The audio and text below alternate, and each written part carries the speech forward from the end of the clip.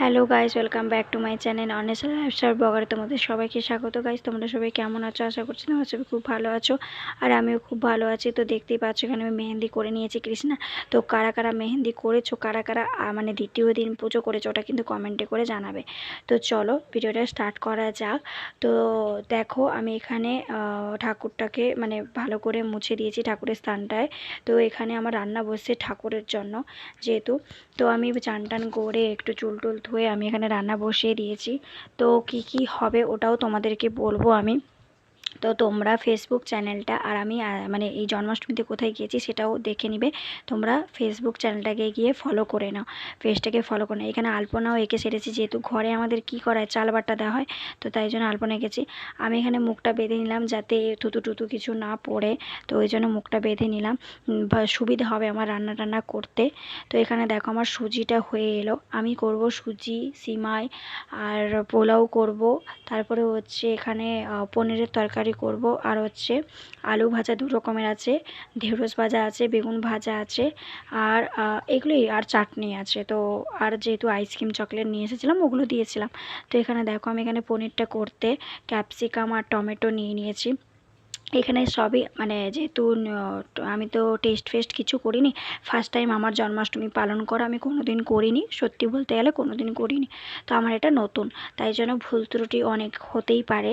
তো আর এমনিতে টেস্ট না করলে এমনিতে আমার তরকারি মানে হয় না ঠিকঠাক মতো, তো কী করবে, এখানে তো টেস্ট করা যাবে না। এখানে কাজু বাটা আর একটু পোস্ত বাটা করেছিলাম, তো ওটাই ঢেলে দিলাম, যেহেতু আর কিছুই দেওয়া যাবে না জিরা ছাড়া। তো আদা দেওয়া যাবে, আদাও বেটে নিয়েছিলাম এখানে। তো তোমরা আমার ডান্স চ্যানেলটাকে কে কে ফলো করেছো ওটা কিন্তু কমেন্টে জানাও। যদি না করে থাকো তাহলে গিয়ে এখনই সাবস্ক্রাইব করে দাও আমার ইউটিউব চ্যানেলটায়, ডান্স অন্বেষা কুইন আছে। তো ইনস্টাগ্রামে আরও দুটো অ্যাকাউন্ট আছে, ওটাতে গিয়েও করিয়ে দাও, ওটাতে গিয়ে ফলো করে দাও, ঠিক আছে। আর আমার ফেসবুক চ্যানেলটাকে মানে পেজটাকে ফলো করে দাও। আমার ওখানে অনেক রিলস পাবে তোমরা, আর অনেক অনেক ভিডিও পাবে, যেখানে যেখানে ঘুরতে গেছি ওখানেই পাবে। আমি ইউটিউবে এতটা তো ছাড়ি না, তো ওই জন্য আমার এখানে সুজি আর পনিরটা দেখো কথা বলতে বলতে হয়ে গেছে। এখানে আমি চালটাকে ভিজিয়ে রেখেছিলাম, বাসমতির চাল। এখানে আপুসা এসেছে দেখো সকাল সকাল।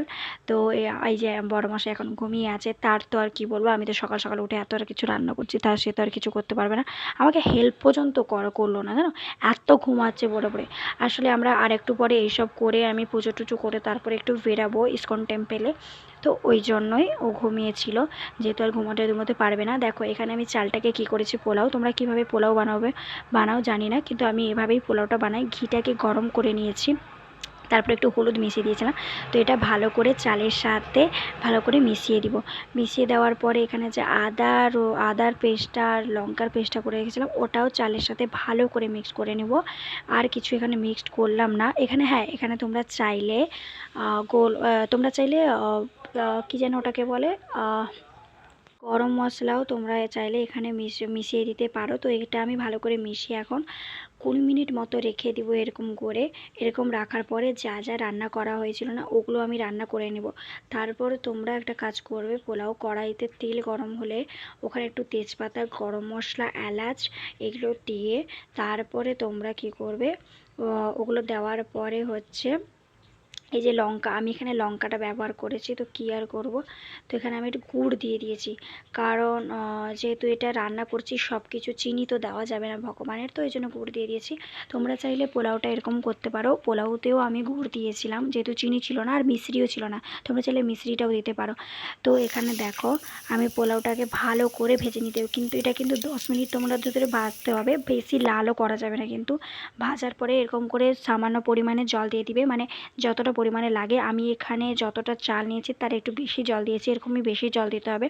তো তারপরে একটু নুন আর যে গুড়টাকে একটু ভালো করে থেতো করেছিলাম, ওটাকে গুঁড়ো করেছিলাম, তো ওটাকে দিয়ে দিয়েছি। দেওয়ার পরে দেখো এখানে আমার ভগবানের পুজো হয়ে গেছে। মাখন বানিয়েছিলাম, তো মাখনের রেসিপিটা আমি পরে দিয়ে দিব, তোমাদের কাছে শেয়ার করব। তো ভিডিওটা কেমন লাগলো লাইক শেয়ার কমেন্ট করে দাও। Bye bye.